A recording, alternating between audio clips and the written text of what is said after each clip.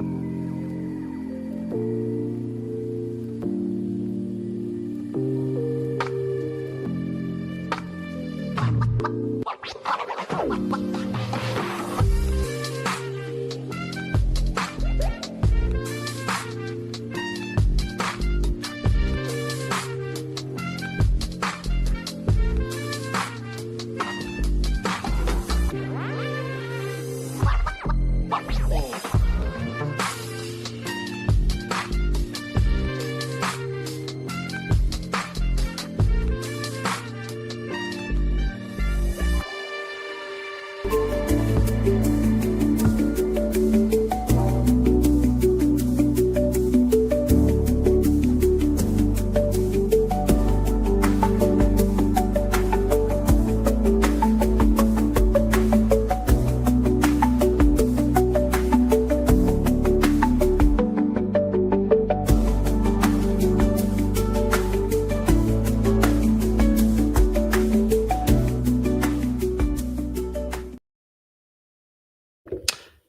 Hey guys, and welcome to LBB 91 Coaching. Well, I've got a special video for you guys. I don't know if you've ever been in a position, or maybe you are in a position right now where you are dating someone and you are realizing they've got one foot in and one foot out. It seems like whenever you want to love them and get closer to them, they pull away even harder. One minute they're warm, the next minute they're cold. Maybe you're dating someone and actually you find that as you try to have conversations with them, they begin to emotionally shut down. When you have conflict, they're already running for the door. You just can't seem to get a hold of them, and yet you love them and care about them so much. Well, this is something that a lot of people are facing, and I know this pain inside out. Why? Because I myself, I'm a dismissive avoidant, becoming more secure every single day.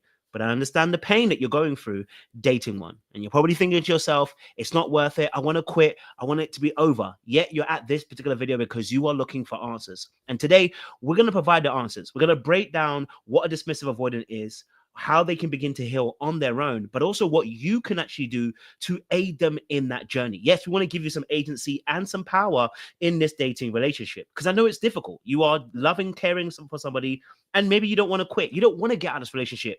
You're looking for a way to be able to make this relationship more beneficial for both of you. And so today, I'm not only going to give you what the dismissive avoidant is, but I'm actually going to start giving you some tools to be able to help you guys grow in your relationship and how to be able to foster a more healthy relationship dynamic. So if you're new to the channel, do me a massive favor. You're going to like it. You're going to share. You are going to subscribe. And you are going to click on that bell button for the notifications of the uploads. And if you're interested in more of this, because I do a bigger breakdown on TikTok later on in the evening. We're going for about 3 or 4 hours, usually teaching. This is only an hour session, so it's actually a snippet of what I've got. And I don't come here alone. No. I don't do these shows alone, because that would make it a little bit boring and also make it tedious. I always bring a friend with me. And I want you to give a warm welcome to my fabulous guest. Yes, it is my wonderful, eloquent, beautiful, well-versed, and well-presented individual called a PowerPoint. Who would have thought it? A PowerPoint in 2025. But we have one of those beautiful things, and we're going to be bringing you a breakdown of how to help you guys in the dating arenas of dating a dismissive avoidant. Once more again, do me a massive favor over there. Like this video, share it, subscribe to the channel. If you're watching from Instagram, shout out to you as well. If you're watching from YouTube, thank you as well. Let's get into this video because we don't have much time. I say that we have like 50 minutes, but hey. Anyway, listen. So first and foremost, I want you to understand that attachment theory is something that we've been talking about on the channel, and we'll continue to talk about the channel forevermore, as much as the Lord will allow us to. And so attachment theory really is simple. It is something that was coined by a British psychologist called John Bowlby, and he understood, watching young children deal with separation anxiety from their caregiver, that different children reacted in different ways. And he came out with a subset of groups called secure, anxious, preoccupied, and then dismissive. And then another lady came along, Mary Ainsworth, who was Scottish, I believe, who came along after and actually added a fourth subgroup, which was called fearful avoidance, dysfunctional or disorganized attachment. And attachment simply means the way that the individual emotionally bonds in a relationship. Okay, so how they actually bond in relationships. And so we're dealing specifically today with dismissive avoidance. If you haven't already, go back and watch the other videos. We've talked about the other 3 attachment styles as a group, but now we're doing more specific deep diving and going deeper into the dismissive avoidant attachment. So if you are one, this will be helpful for you. If you're dating somebody who is, this will be helpful for you. Now, if you're somebody who's also fearful avoidant, you will see a lot of aspects about yourself or someone you're dating in this as well, because fearful avoidance, the name is the giveaway. It's a fearful avoidant. They have avoidant traits. And so this will actually make sense for you as well. You just have another aspect, which is called your anxious side, going that as well. Okay. So as we said, attachment theory, I guess I said before, coined by John Bowlby, Mary Ainsworth, and it's all about dealing with separation anxiety, okay? And a lot of times when we talk about this, it's also around the areas of conflict and emotional distancing and also emotional safety. But again, we've done that live for you guys before, so we'll skip past that. Now, I wanted to give a little bit of a definition of secure attachment, because within everything else we're talking about, this is where we're all trying to be. And in fact, if you are dating somebody who is a dismissive avoidant, I'm going to tell you something. This is what you need to be paying attention to, because you need to be secure. Why? Because if you don't, I can guarantee it that the dismissive avoidant is going to trigger you to oblivion. And I'm saying that with a little bit of with a little bit of a hyperbole in there. But when you're dating someone who's dismissive avoidant, it can occur a lot of triggers for yourself. You can actually become dysregulated. Even as a secure person, people get dysregulated, okay? And it's because of the way that the dismissive avoidant actually deals with the relationship. So I want to make sure you understand something. Secure attachment is and I've put the wrong thing here, but secure attachment here is people who grew up in households where they were loved, cared for, appreciated. They were able to have autonomy, and they were also able to freely express their emotions. They don't have all the hang-ups that the rest of the attachment styles do when it comes to being vulnerable. Right? They're able to communicate very, very well. They will tell you what their boundaries are, what their needs are, what their wants are. They're able to do that because that is what they've practiced from a child. And so we are all trying to get to a place of security where we are able to inquire before we judge. And that's actually really the biggest thing about being secure and individual. The more secure you are, the more that you inquire before you judge. In fact, the Lord Jesus Christ would be a great example of this. And if you're not a Christian, don't worry about it. I will bring it home. Jesus Christ is a great example of this. His unlimited ability to give inquiry before judgment is what actually makes him who he is. And so we are trying to copy or emulate that aspect where we're able to say, before I get personal, before I internalize this, before I project how I feel onto the situation, I'm going to inquire and find out more about what I'm seeing right in front of me before I make a judgment and an action from that judgment. Okay? All right, cool, fantastic. So the dismissive avoidant, let's start getting into dismissive avoidant. Let's break them down, give you a bit of a breakdown of who they are, so that you understand where we're going to. Okay, all right. So the dismissive avoidant individual person, okay, they are children who are categorized, okay, by being born into a household where the parents oftentimes neglected the needs of the individual. Okay, so the child grew up in a household where they couldn't express freely. If they did, they were made to feel shamed, embarrassed, punished. They were judged for showing any kind of vulnerability. Okay, and so what that child ended up doing is learning that emotional vulnerability is not safe. They realized that actually depending on a parent is not safe, because a parent would always prioritize that they should be an independent individual. Okay, so the parent would have, sometimes parentified a child as well, put them in a place of responsibility way too early, too much power, too much responsibility way too early. And that child learns that it must figure out its own life. Some of you have been in households where you had to pay your own rent, pay your own bills, pay your own schooling, tuition fees, find money for clothes, for school, get your own packed lunch or whatever, get your own lunch together. You were looking after your sibling and have to be a second parent. Those things can end up creating the dismissive avoidant aspect where you deny your needs because you've never actually had your needs emotionally met. And so you learn how to dismiss, hence why the name dismissive avoidance as well. And the greatest thing about dismissive avoidance is that they are afraid of losing their individuality. They're afraid of losing their control and their power to have autonomy over their own life. And they're also afraid because really and truly, what's emotional closeness? They never got that as a child. Emotional closeness is weakness. This is why you always watch movies and they talk about the evil person always saying, the one thing that's going to get you hung up is the fact that you love that person, right? The movies always are trying to give us a little bit of an aspect of what real life is. And so the dismissive avoidant believes that emotional bonds and connections oftentimes are a space of weakness. Why? Because I can be manipulated into doing something I don't want to do. Why? Because they were oftentimes not allowed to do what they were not allowed to do what they wanted to do as a child. They were forced to do whatever the adult wanted them to do, irrespective of how they felt. So guess what? They have a mantra, which is the life must go on. The show must go on. You can't sit here and cry because your bills don't get paid, because this doesn't bring answers. This doesn't solve the issue, right? Being emotional doesn't get things done. Whilst that may be some aspects of being truthful, life is more than just being logical. There is an emotional aspect, and we all make decisions based on emotions. You cannot get away from life making decisions based on emotions. We are emotional creatures, whether you like it or not, and whether you acknowledge it or not as well. Okay. All right. So I should have probably shown you the screen a little bit earlier, but I spoke about it. Okay. So again, just quickly going over it. Why are they born?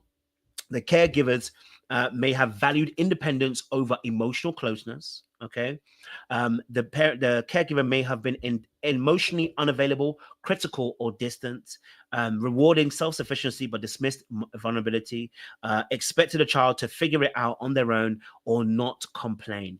If you are a child, especially born into an African Caribbean household or a black household, especially, we know how it is. We've grown up in households where our parents would make us a third parent. You became a maid. You became somebody who would do chores for free. And I'm not saying parents need to pay chores. I'm just saying, like, you did chores for free. You couldn't complain. You lost summer holidays. How many of you lost summer holidays? Some of you lost summer holidays. You lost Easter holidays. Because why? You became a third parent. Your parents had to go to work. And then you also learned this thing where you saw your parents, maybe some of you know this thing. Your parents went to work.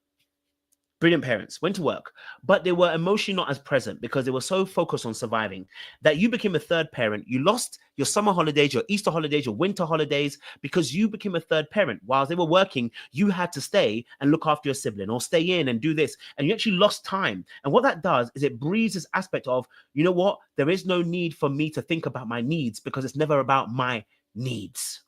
And you believe that most people can't meet your needs because they were never met in the first place. If your caregiver can't meet your needs, how can I expect anybody else outside of my parents to meet my needs when they never met my needs? And that actually is what takes us into relationships, because when you go into a relationship, you believe as a dismissive avoidant, your needs can't be met by other people except yourself. Let me grab some water because it's about to get sticky. Somebody say, stay hydrated because we need to. All right. So this is also very, very important. Okay. So a lot of times a dismissive avoidant person grew up in a household where their emotional needs were ignored, minimalized, shamed, punished, or dismissed. Okay. And so these negative emotions, these emotions which were attached to these emotions that were attached to negative outcomes and actions then breed an aspect of contempt towards emotional vulnerability. Let me say that one more time to make sure I'm very clear. The emotions that were attached to negative outcomes and negative actions then bred the contempt for emotional vulnerability and closeness. That is why whenever you try to get close to a dismissive avoidant too quickly, they want to push you away. Okay, it feels like you're doing too much. Yeah, and because you have that dismissive avoidant friend, or maybe it's you. When they try to hug you, you're like when they try to hug you, you're like, oh my God. You're like, you know what I'm saying? Okay. Like when they over thank you or they over appreciate you, you're like, okay, I get it. Thank you. Yeah, you're all like that because you're not used to the emotional closeness. It makes you feel some type of way. And so unfortunately, you're going to have to rewire the brain. But we've been here and we're going to do that with you today. Don't worry about that. Okay. We're going to do that with you today as well. That's what we're aiming to do today. All right, cool. So again, going on to part 2 of this, why they're born, what the child actually learns. These are some of the key things that a child will learn in the space of when they actually end up having such dismissive avoidant parents or environment. They will have this aspect, okay, what they learn. So let me just put this in my notes so I've got timestamps for you guys later on. Okay, what the child learns, that depending on others is not safe. They learn that emotions are a burden. They learn that I'll take care of myself. They learn that asking for help is weakness. Emotions don't solve problems. Nobody's coming to save you. Their needs aren't important to others. Well, this is really important because depending on others isn't safe. Now, imagine if you're in a relationship, you need to co-regulate. You need to work together. You need to be a team player. And oftentimes that dismissive avoidance can't do that in a relationship. Why? Because then they start feeling emotions. When they start loving you and caring about you, actually, that's when the warfare begins for them. Yeah. You see, in the beginning of the relationship, when you date a dismissive avoidant, they're cool. They're nice. They're good. It is the moment they start loving you. And the reason why it starts happening when they start loving you and caring about you, that the warfare begins for them, is because now, if I start loving you and caring about you, 2 things happens. I have to be vulnerable to you, and also I'm going to start depending on you emotionally. Ooh. And when they have to depend on you emotionally, that means now you have power to control me. Oh, I'm not gonna let you have that space. I ain't gonna do that. That's not what I learned as a child. What I learned was but I need to hold my own. I need to make sure that no one else can control me. I need to make sure that you don't get to have a say over my life. No, no, no, no. I'm gonna make sure, I'm holding myself down. And then immediately as they start to fall in love, that's when they start to fear. And so now the Bible says there's no fear in perfect love, but for the dismissive avoidant, there is. And so what's going to happen is they're going to push back against you. So as you gain more traction, as you gain more territory, as you gain more emotional closeness to them, they're going to start doing things to start pushing you away or pushing themselves away. They're going to start becoming like magnets, north and south. That's why every time you get close to them, they want to repel. That's why you can do 2 or 3 days of closeness with them. And then after that, they're like, that was too much. They need to push you away again. Why? Because they feel like they're about to be consumed and overtaken. Their fear is that they will lose their individuality and lose their ability to be an individual of autonomy and make their own decisions. They are afraid they'll be overcome by the emotions that they're feeling for you and the emotions you have for them. And that's where emotions then become a burden, because they haven't developed the emotional muscles to be able to receive the emotional signals as they are. And in fact, that's what causes the emotional overload for a lot of dismissive avoidance. They become overloaded because they have not, again, once more, developed the muscles to carry the weight of the emotions. Can I say that again, just one more time? Imagine going to the gym and you go to pick up the 20 kg, but you've never gone to the gym before, right? You're going to struggle to pick up those weights. Why? Because you do not have the muscles nor the capacity to be able to pick up the weight. And that's actually what happens to dismissive avoidance. They don't have the capacity as of yet, because that's what we're working to get to. They don't have it as of yet to be able to pick up those weights. It is not that they're being incompetent. It is not that they're being mean. It's not that they're intentionally trying to do this. This is something that they struggle with. They struggle with being able to carry the weight emotionally. It doesn't make sense. And do you know why it doesn't make sense? Because their belief system has been proved right. Let me tell you how their belief system has been proved right. The world that we live in is a very cold-hearted world. The world that we live in don't really care about emotions. In fact, we care about finances, money. Now, if you get a man, especially, I'm going to talk about from the men's perspective, you get a man who has a good job, makes good money, is well respected because of the work ethic and the skills he brings to the table. Guess what he's not going to work on? His emotional capacity. Why? It doesn't yield the same results. And so for him, he can skate through life. And actually, this is actually the reason why a lot of our dating field is actually messed up for a lot of men, and they don't realize it for themselves, that they actually are a part of their own issues. We need to stop blaming women. I'll deal with women another day, but stop blaming the women. You've got issues. And the issue is you don't have the emotional muscle capacity to carry the weight that you need to, because you've skated through life a lot. It doesn't require it when you're, when you're so well versed at the job that you do. Right? And so this is a big thing. Next thing, I'll take care of myself. A lot of people are hyper independent. They don't like asking for help. They feel weak when they ask for help. If I have to ask you for help, trust and believe it's a last resort, blood. Yeah? Brethren, let me tell you this now. If I'm asking for help, it's my last resort, because I done had to work out every single issue myself. I done had to figure it out. I've been figuring it out. And I'm now at a point where I cannot figure it out anymore. That is the only reason why I'm reaching out. I can't figure it out anymore. So if I'm coming to you, I'm humble. Don't make me regret asking you for help. Don't do I told you so. Don't do that, because I'm going to definitely shut down. Because a dismissive avoidant cannot ask for help. It's too painful to look like you're incompetent, because asking for help means you're not competent in the mind of the dismissive avoidant. But again, it's because they don't feel safe being incompetent. There is times where you're going to be incompetent. There's going to be times where you're going to be ignorant. There's going to be times where you do not have an answer. But that doesn't work in a dismissive avoidance life, because as a child, they were not allowed to not have the answers. They had to find them. And they did. So their belief system is not a lie. It's a truth.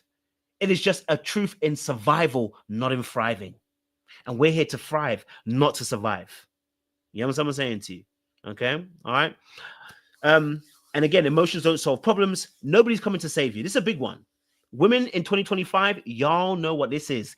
A lot of women have got a lot more avoidancy than we like to talk about. There's a lot more women who have got an avoidance spirit now in this generation, and it's because of what they experienced in their childhood. They've had to figure it out.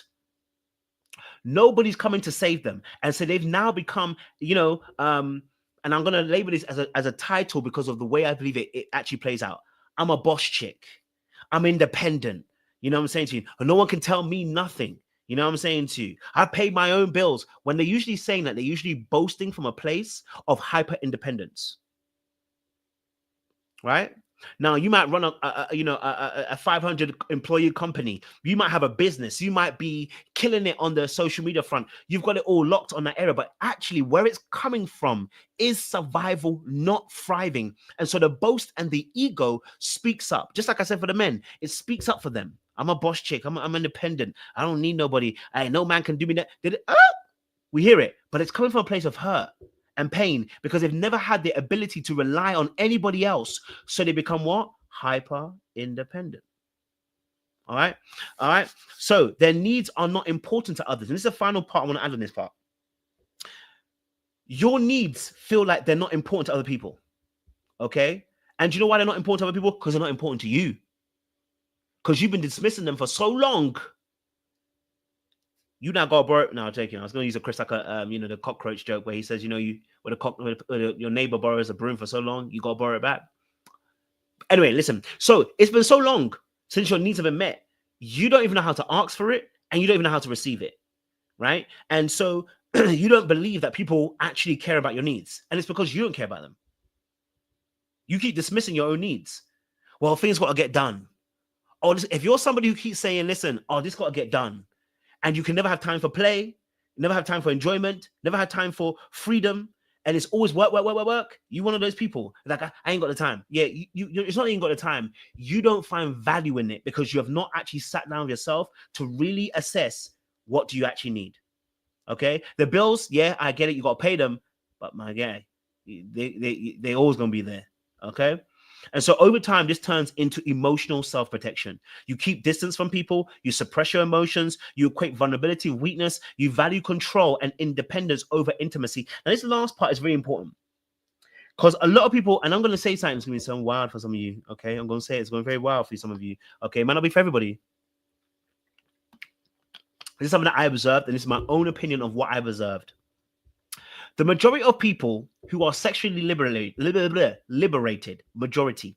I believe the majority of people that are sexually liberated, what I mean by that is you are free with it, man or woman. You're just free with it. You're out here slumming it out. Yeah? Yeah? Those of you who are hoes, I'm going to call it what it is, both the men and the women.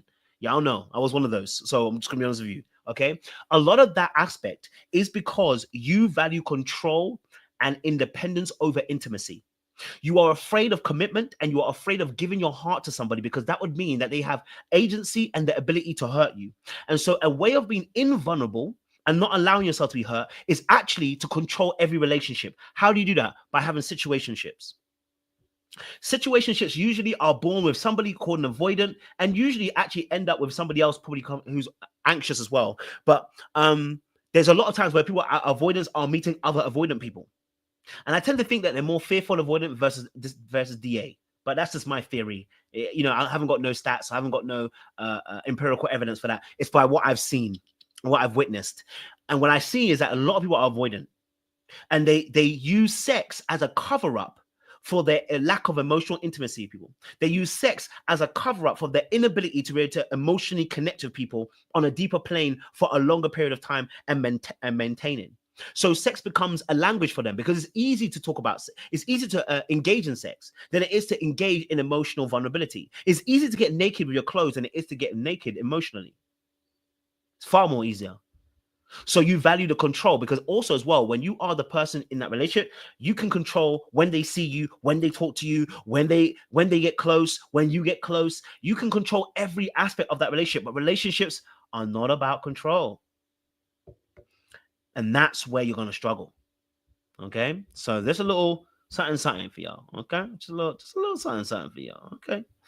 All right, just a little something for you. Okay, let's move to the next slide because I want to move to here. Okay, cool. Some of the behaviors here is just what it looks like. So you just have a little indication of what it looks like. And then we're going to go on to breaking it down for somebody who's a partner, just to be able to break this down for you as well. Okay. Okay.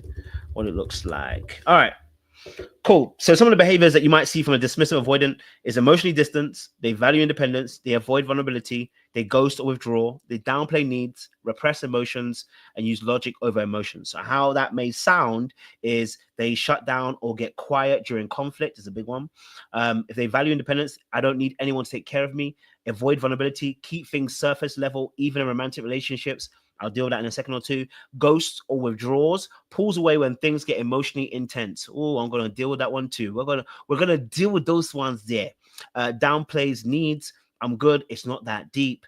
Repress emotions, struggles to name or express how they actually feel, uses logic over emotions, prioritizes analysis and solutions over feelings. So let's go in this a little bit more deep. I want to choose two of these. I'm not going to go for every single one of them because I won't have the time. But if you want to know more of this, come on TikTok a little bit later on. We will be talking about this in greater depth. Okay, so let's deal with avoids vulnerability, keeps things surface level, even in romantic relationships. I remember someone told me a couple of years ago, they said, "You know everything about me, coach. I know nothing about you." And I said in my head, that's the way it's going to stay. And the reason why it was like that, and it's funny that she noticed that, is because at the time I actually wasn't fully aware of that I was doing that, but I was aware I was doing that. Do you know what I'm saying to you? And I think a lot of avoidance are in that space. They're aware they're doing it, but not aware they're doing it. In the sense of it's become such a natural phenomenon for them, and sorry, a natural behavior for them, where they learn how to be a counselor and they learn how to ask questions. They learn how to be an emotional nurse and doctor for other people. They learn how to observe and watch and aid people in what they need. And this protects them because then you can't ask them questions. But it also hurts them because then they ask the question, so who's going to ask me questions? Why am I always asking people questions? Why am I always helping other people? Why am I always being a rock for everybody else, but no one's a rock for me? Right? So because they avoid emotional vulnerability, they know a lot about other people. If you have an avoidant friend, check on them because they got all your secrets. Okay. Y'all know you got an avoidant friend who knows all your secrets, not just yours. You, the other friend, and the other friend. They have all the secrets. Anybody who's probably an avoidant probably has a lot more secrets than you realize, especially dismissive avoidance, because what for them, the emotional weight of issues doesn't play on them the same way, right? So, for instance, even me, when I coach clients, I promise you, after I finish the coaching session, I pick it up and I dump it and I go about my business. I don't think about you again. It doesn't. So when people say that, does it weigh you down? I don't think about you. I don't think about you again. I do my notes for you. I do my analysis, and after that, it's water for ducks back. Now that does catch up to you after a while. Not necessarily about the individual person, but more of a case of you. It takes emotional energy to keep doing this work. But actually, really and truly, I don't think about the client at all. Why? Because my natural nature is not to take on your emotions that way. I just keep it moving. Sounds good in practice. But so the reality is you avoid the vulnerability. And so because you're always in a space of being behind the glass where you're observing and asking questions and interrogating and investigating people like you are the police, in that space, you're not actually being seen. You're always seeing others. And therefore, you actually begin to develop a very keen eye for discerning people that are cool and people are not cool. You know what I'm saying to you, right? But you then rob yourself of the opportunity of being seen by other people. And so thus your relationships are actually one-sided. They're skewed because you're not giving all of yourself over to the other person either. And so they can't see you for who you really are. Yeah? Number two, let's deal with ghosts and withdrawals. Dismissive, this is where a lot of people get hurt by dismissive avoidance and fearful avoidance, but let's talk about avoidance in general, right? A lot of people are hurt by avoidance because they pull away and they ghost, or they emotionally stonewall, or they withdraw. Okay, so if you're somebody who's dating an avoidant, you ever dated somebody and they're like, literally, it was all well, going well and good. It seemed like it was working fine. Y'all were just on it. It just like seems like an amazing time. And then a couple of days later, suddenly You just know the energy shifted. They're taking 4 or 5 hours to text you back. You know, you call them, they can't pick up the phone suddenly. Oh, I'm busy. You know, all of a sudden, their energy shifted towards you, like they're colder now. Why? Because they're emotionally overwhelmed. And so when there's too much emotions being involved, they start to withdraw. Rather than communicate and let you know that's where they are, they just take the space. Why? Because they've learned that no one else is going to meet their needs. Oh, let's talk about this. Okay, hold on. We gotta talk about this now. We gotta talk about this. This is really important. It's gonna be really important. Let's talk about this. Okay. All right. Okay. Let's talk about this. All right. So the ghosting aspect. Okay. If you are dating someone who's an avoidant, this is really important because it's going to explain a lot of the behavior if you're an avoidant person doing this and for the people who are actually dating them. Okay. The avoidant person, right, when they are dating you, okay, if they have too many days that are quote unquote very emotional, maybe there's emotional, let's just say a lot of highs and lows, okay, like roller coaster effect. Maybe you guys have been having a few arguments the last few days, or actually it's even been really, really good. Too good. Now, I'll differentiate between the two in a second. Because of that overwhelming emotion, the avoidant hasn't learned boundaries and being able to be assertive with their language about what they need. So instead of actually telling you straight on that spot, hey, I can't lie to you, I'm feeling a little bit overwhelmed right now. Can I just have a few hours to myself, recalibrate and come back? Because what's happening is that avoidant has learned how to self-soothe, quote unquote, to say. And I say quote unquote because a lot of times they're not self-soothing. What they're doing is numbing, right? And what they're doing is they need time away for the emotional arousal to pass. So what's happening for the dismissive avoidant is that it feels like water is rising from their feet to their head and they're about to drown. So when they're about to drown, they need to find a way to release the pressure so the water begins to trickle out. That's how it feels. So when they have too much emotions going on, they're overwhelmed and it gets up to here and they need to release the pressure. The only way they've learned how to release the pressure is to go and be solo. It's not personal to you. It's personal to them. And so they are feeling like they need a way to deal with this. They've not learned how to effectively work with somebody else to release the pressure. All they've ever known is hyper independence and that no one else can meet their needs. So when they realize that they're having this pressure, they have to release it. Not you. They have to release it. They don't have in their armory. They do not have in their mind. In fact, the Bible says that the Holy Spirit causes remembrance. How can you remember something when you've never learned it? There's nothing to remember. So for the dismissive avoidant, there's nothing to go back on and learn and go, okay, I remember there's a time how I can actually work with somebody else, how to release this pressure. There is none. There's only what I remember that I did for myself. So they ghost or they withdraw, right? And then second thing is they don't believe their needs are going to be met. Now, this is probably more on a fearful avoidance, but it's also a dismissive as well, right? They don't believe their needs can be met. So in that space, what they're going to do is they're going to take it themselves because all they've ever learned is no one else can come and save me. I can only save myself. And so if I can only save myself, guess what I'm going to do? When I feel overwhelmed, I'm going to take the space regardless of how you feel because it's not about you. It's about me. And you can't save me and you can't fulfill my needs. You can't do nothing for me. So guess what? I need to take it myself. And that's not true. But it is true according to their belief system and what they've witnessed. And that's why we have to change their belief system. Okay? Whew. I feel like I preached that in a minute. You know what I mean? Okay, some of the things that a dismissive avoidant might say, okay, is I'm just not good at feelings. Is something they might say. They want to let you know that, listen, hey, I may not be that great. So they might say I'm not good at feelings. What that really means is feelings are unfamiliar and unsafe to me. They might say I don't really do relationships. I fear losing control or being vulnerable. It's not that serious or it's not that deep. I'm minimizing this to avoid emotional discomfort. I need space, they would say, right? I'm feeling overwhelmed by an emotional closeness. I don't need anyone, okay? Depending on others once hurt me, so I stopped trying. Let's just move on. I'd rather avoid conflict than face emotional discomfort, okay? And that goes back to emotional safety. Emotional safety, is really key in this all of this. Emotional safety is the ability to be able to communicate your emotions, your feelings, and your thoughts. Let me say it one more time. Emotional safety is the ability to be able to communicate your feelings, your thoughts, okay, without feeling like you're going to be punished, judged, shamed, castrated, okay, or embarrassed or guilt tripped. Okay, so for emotional safety, a lot of us do not have emotional safety because you did not grow up in that kind of environment. Therefore, you have built self-defense mechanisms to deal with your emotions. Dismissive avoidants have done that. I'm not good at feelings. I don't really do relationships, right? Okay, it's not that serious. I just need, I need space. I don't need anybody.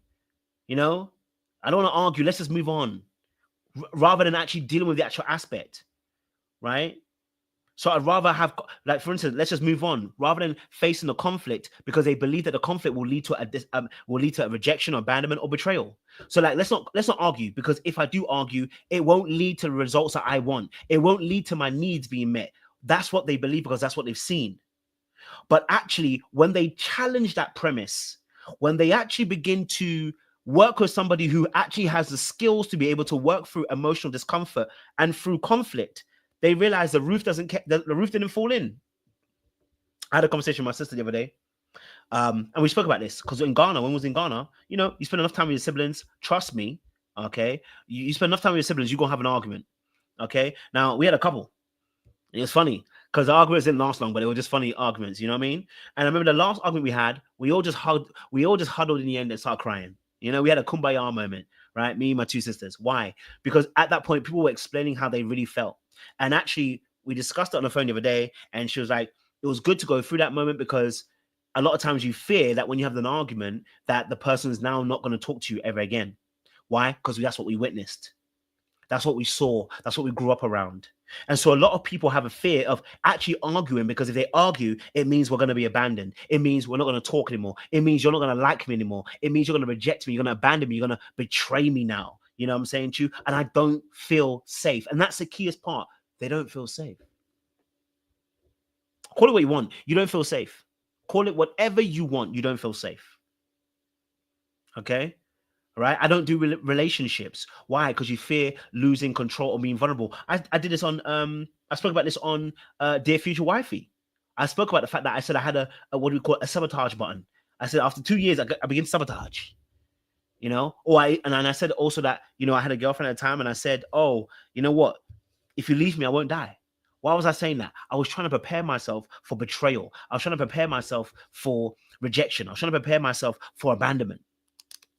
And so I said, hey, if you're going to leave me, I don't care. Why? Because I was afraid of being vulnerable. I was afraid of showing my real self. I was afraid of being emotional in that aspect. I'd have been hurt and I hadn't dealt with that pain. I hadn't been dealt with that hurt. Okay? All right. Number 3, things that they actually believe. Okay? Things that they actually believe. Again, I'm going through this really quickly because when we're on TikTok later on, we will be able to go in this a much lengthy way and break each individual thing down as well. Okay? Fantastic. All right. So things that dismissive avoidants believe. If I get close, I'll lose myself. It's the fear of being trapped and being overcome. No one really shows up for me. Some people are safe. I can risk trusting a little time. In fact, let me read that in a second. I'll read the new belief systems. Feelings are weak or a weakness. I'm better off alone. So those are some of the belief systems that a dismissive avoidant might have around that, right? If I get close, I'll lose myself. No one really shows up for me. Feelings are weak. I'm better off alone. Okay. And now for the dismissive avoidant, if I get close, I'll lose myself. Their new secure belief should be, and I love the word secure here because it's a secure aspect, is I can be close and still be me. That's what we need to get you to. We need to get you to a place that you can be close and still be you. And that requires you to have boundaries. No one really shows up for me. Some people are safe and I can risk trusting a little at a time. Okay. Feelings are weak. Naming my emotions help me stay in control, not lose it. A lot of people have misinterpreted that, and I'll come back to in a second or two. I'm better off alone. Interdependence is strength, not weakness. Okay. Now, feelings are weak are really important. Being able to name your emotions is important. Why? Because emotional regulation comes from there. To be able to emotionally regulate, you need to be able to express, you need to be able to understand, and you need to process. Okay? You need to be able to express, you need to be able to understand, and you need to be able to process. When you don't process, you're going to shut down. When you don't understand, you're going to be confused. And when you can't express, you are going to express in another way, probably through physical violence or some level of physicality, because you don't find the words to express yourself. But you will express yourself. It just becomes explosive, or rather, yeah, it becomes implosive. You choose an action that can be self-sabotaging, right? So it's important to understand that emotions are not meant to be scary. The emotions are meant to be messages from your body to you to let you know this is what's really going on. And if you're not able to label them, if you're not able to fully have an understanding of them, you will be afraid of them, afraid of something that you yourself should not be afraid of. It's your own emotions, but you're afraid of it because you have you have no understanding of it. And that requires us to build up your emotional language. This is what we do in coaching. I do a lot of this in coaching when I give people worksheets, when we go through it during our sessions as well. And I start giving them what we call an emotional wheel. And I'll show this on the screen. Actually, you can see it. Here we go. This is an emotional wheel. I give them an emotional wheel, and we'll do exercise around this where we start saying, name the emotion. What emotions are you actually feeling? And I always tell you, listen, a lot of people who are dismissive feel distant, critical, dismissive, skeptical, numb, and withdrawn. Those are all in the anger spectrum. A lot of you are angry. Yeah. Dismissive avoidance might tell you they're not angry people. They are the angriest people. Okay. Avoidance usually are one of the angriest people you can meet. And it doesn't always mean that they're going to punch something, hit something physically. No. It be that they are going to implode. What does that mean, coach? Implosion simply means that they are going to cave in. They're going to take their anger and they're going to implode in. What does that mean? When we talk about people who cut themselves, it's the anger, the pain that they're feeling. And so they cut themselves. And I'm sorry, I should have said a trigger warning. I do apologize, guys. I do apologize. Sorry. Trigger warning. I should have said that. Let me leave that example alone. But there's a self sabotage situation where you will do something that works against your best interest. And so instead of actually facing the thing, you withdraw. You go numb, you go cold, you go silent, right? And in that space, what tends to happen is that you are imploding. You're angry, but you're saying, I'm not angry. I'm cool. But actually, you're angry. You've just contained it. Okay? You've contained it. Okay? So it's okay. You know, I know that for me, I don't like doing birthdays because I don't like the hassle of people having to get together for my birthday. Number one. Number two, I really don't want to be dealt with disappointment. I don't want to invite someone and then they don't turn up. That would make me feel disappointed. Because I never really done birthdays as a youngster. You know what I'm saying to you? So those are the things. Okay. I just want to say this. Listen, dismissive avoidance things they believe. I want you to understand, to change beliefs, one must see experientially. English is going to leave me. Okay. Experiential. Anyway, listen, one must see experientially that the facts prove this is no longer the truth of the matter. Okay. To change a belief, we must experientially see through facts to prove that this is no longer the truth. What does that mean? We must do actions that now begin to prove that this is the truth. And how does that work? Because that's a cycle. Because how do we get there in the first place if I already believe something else, the truth? You have to trust the process and step out in faith.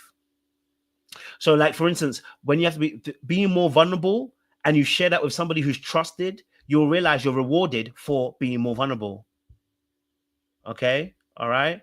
When you are more vulnerable and you share it in the right container with the right person, you are going to find there's a reward at the end. And that's going to change your belief system that, oh, so this vulnerability thing is real. It works. Oh, okay. Just like when you got to start a new venture, a new business, a new idea. At first, when you start, it's like, oh, I don't know if I can do it. And then when you start and it works, you're like, oh my gosh. Right? Practicing different. Okay, but practicing different behaviors to get different results to show that old beliefs are survival, not thriving. Yes, I want to be honest with you. Your actual beliefs of the past were working for you in survival mode, but we're trying to get you to a place of thriving so you can actually really exist in your relationship in a better way. Okay? All right? So understand that the belief has served you well at the time, but it's time to heal and be more mature. Okay. You know what? Because of time, I'll have to deal with that probably next week. I'll go deeper into this, but I want to deal with those of you who are trying to uh, date dismissive avoidant, because that's what this live is about. You know what I mean? You know what? My time is almost up, so I'm going to scoot through this quickly. We'll do a part two. And we'll do a part two. Okay. So there are five things, but it's more, but I chose five things, okay? Number one is respect their need for space, but require communication. I'm going to go deeper into each one in a second. Don't chase, invite connection. Praise vulnerability in real time. Avoid interpreting distance as a lack of love. And model safety and consistently, okay? So let's do those five things really quickly as well.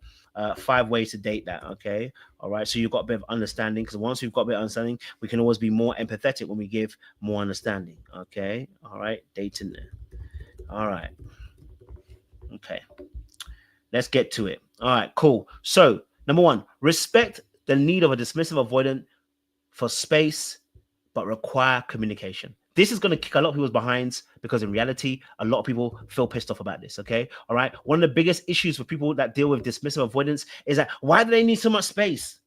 They, what about me? And they feel frustrated by this. Why? Because the need for space makes them feel like they are being abandoned themselves. It makes them feel like they're not being valued or cared about, right? So I understand it's very difficult, because sometimes you're going to say, how much space do they need? Right? How do I know when it's ghosting, stonewalling, or them running away? How would I know when it's that? What about my needs for closeness? Am I not enabling them rather than healing them if I give them all this space? And those are very, very, very real thoughts and real feelings that you have, and real ideas that are not to be dismissed, but rather to be reshaped and reframed. Okay. The reason why you're asking how much space is too much space is because of your own boundaries. You don't have very good boundaries. You don't know how to communicate that. You struggle to communicate your boundaries, right? That's why you're saying that, right? How do I know when it's ghosting, stonewalling, or them running away? You'll know that because you have good discernment, because you have good boundaries, right? Because once you communicate with them and you let them know in the right way, you'll know by their responses. What about your needs for closeness? Absolutely. Again, your boundaries would help you with that, because you can communicate what you actually need from them, right? Am I not enabling them rather than healing them? Not if you have good boundaries.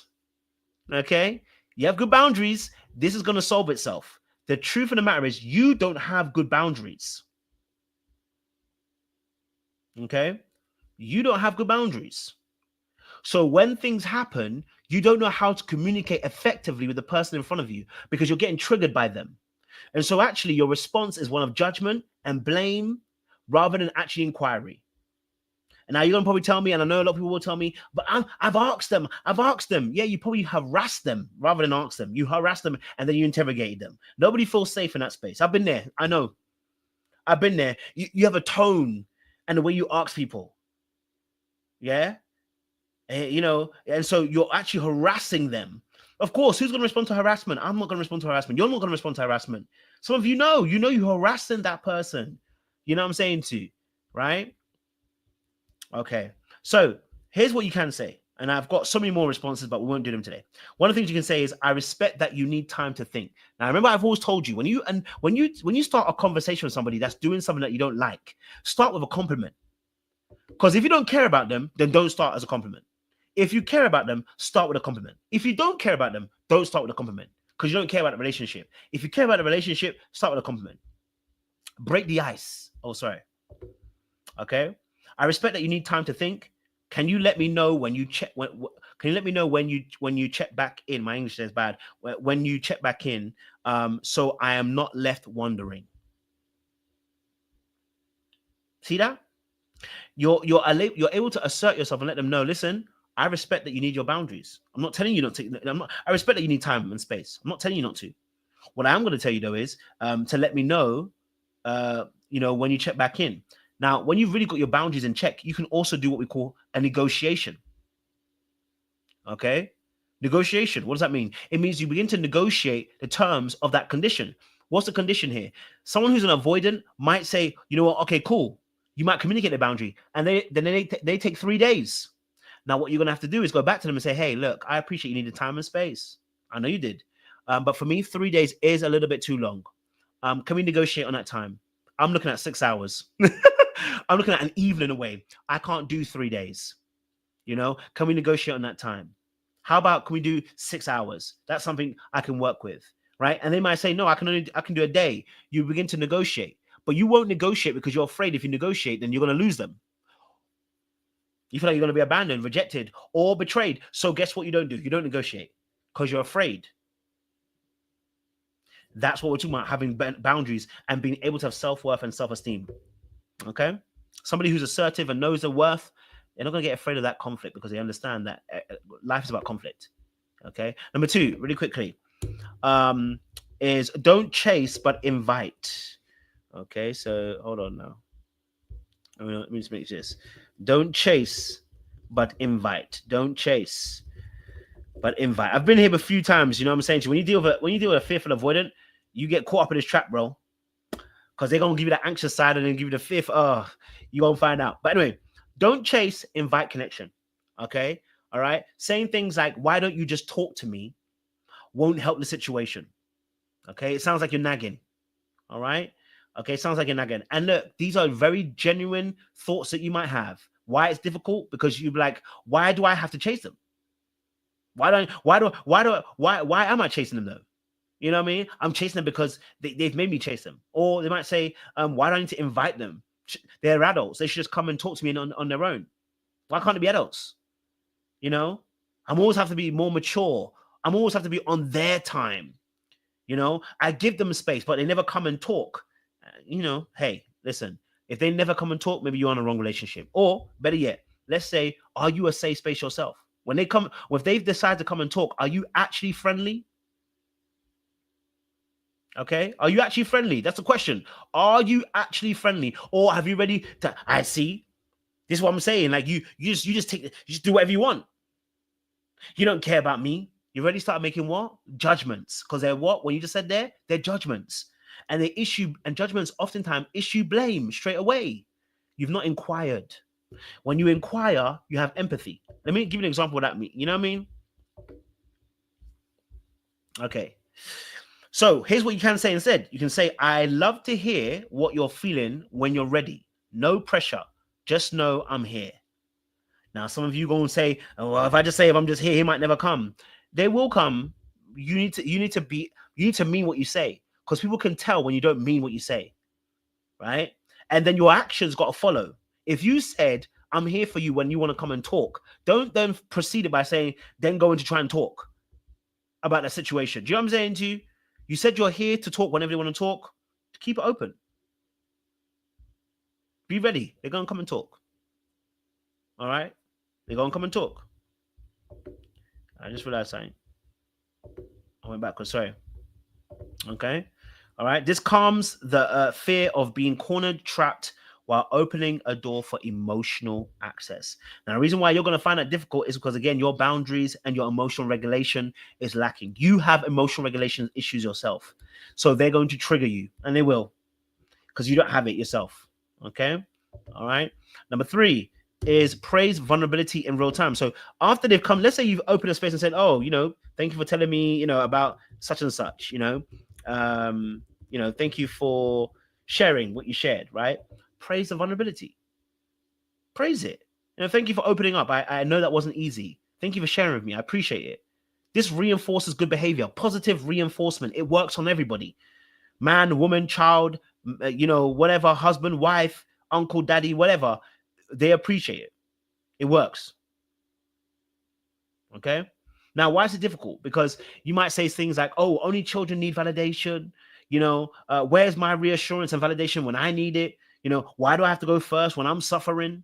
They may say things like that. And the one that they usually say is, I can't be praising basic behavior. Now, listen, if you're in that space, I can't praise basic behavior. Yeah, you you're gonna find out you ain't gonna be a safe space for that person to land. They ain't gonna want to talk to you. Okay, all right. It's not basic. It's basic to you, but it's not basic to them.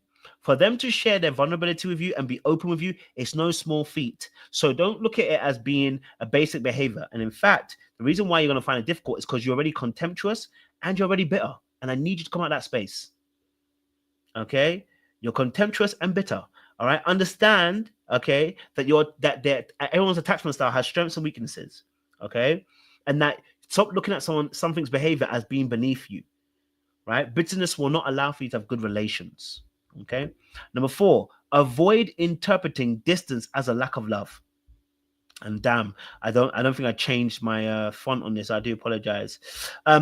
Remember that them pulling away is not to hurt you. They're pulling away to protect themselves. Okay. Communicate your feelings without blame. When you go quiet, it's hard for me. I'd love to stay connected, even if it's just us just being in the same room. Right. So just communicating that, remember they're pulling away. It's not personal. It's to protect themselves.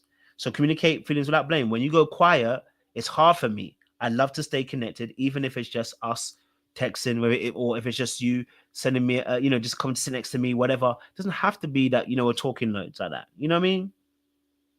Now, why you might find it difficult is you're going to say only children, only children gonna need validation. How can I be praising basic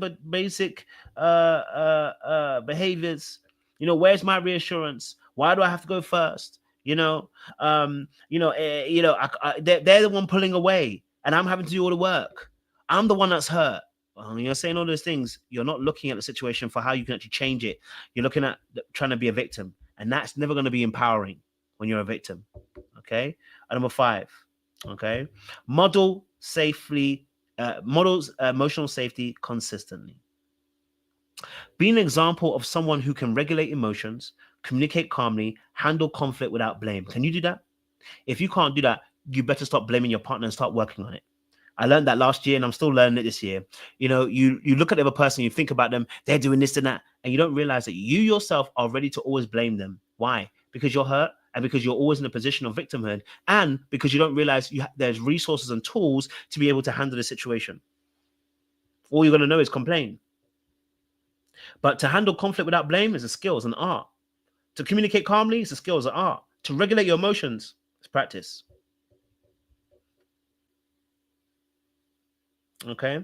So if you can model that emotional safety, they will come into a place of security too. But the problem is you're triggered by them.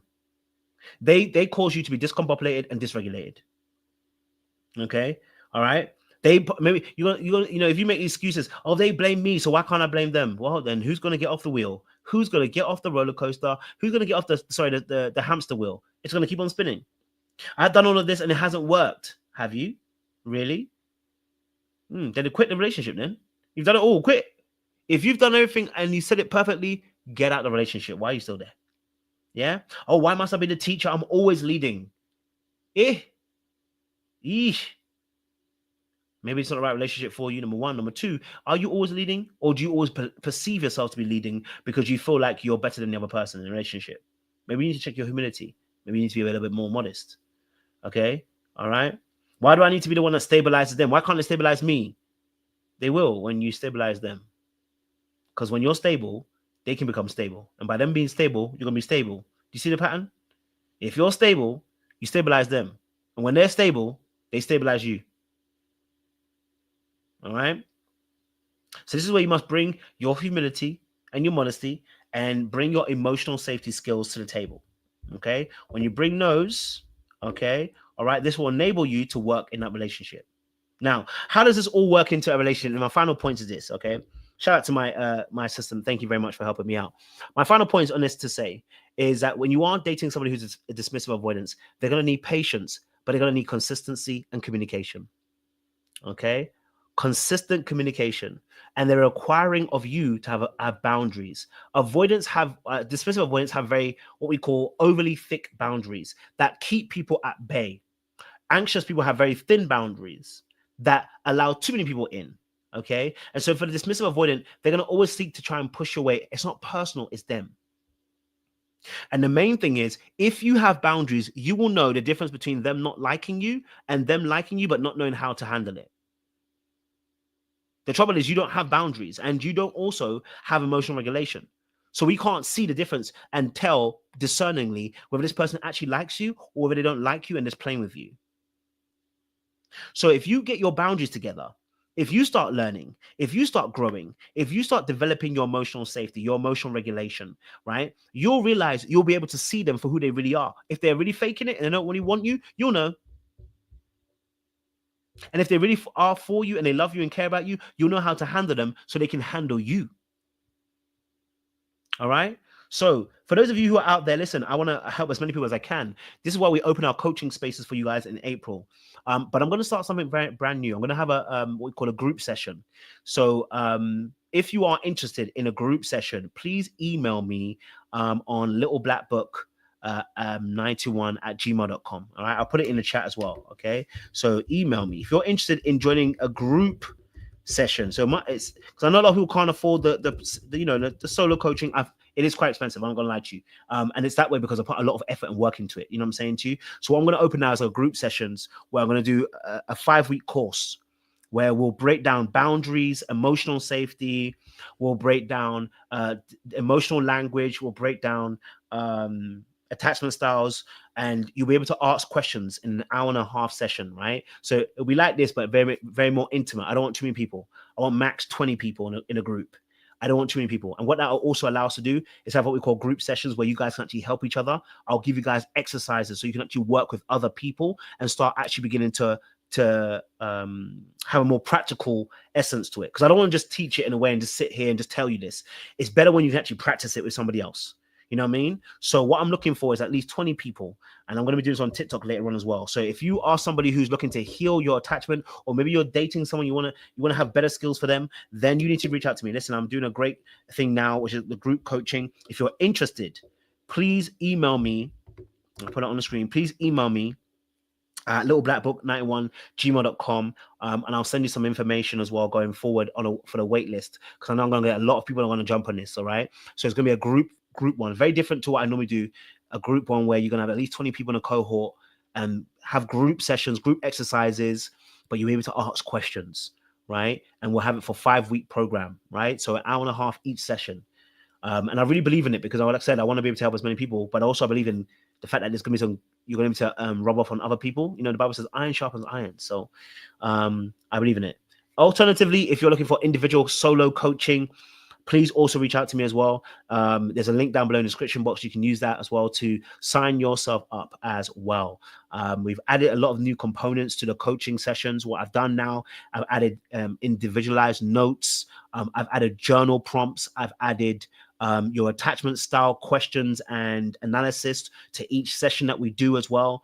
So you'll get these all as well as a pack at the end of each session as well. So really trying to add as much value as I can. You know what I'm saying to you? I want to make sure that you guys are getting as much value and as much information, so that it's not just that you come to me and you get it, but you can take it away and you can read it, see it, breathe it, eat it, whatever you want to call it, and begin to grow and heal as well. All right. So I appreciate you guys. And if those of you are watching on Instagram, you can click on my bio. There's a link in my description as well. So you can click on there and join the coaching sessions as well. Okay. But I appreciate you guys.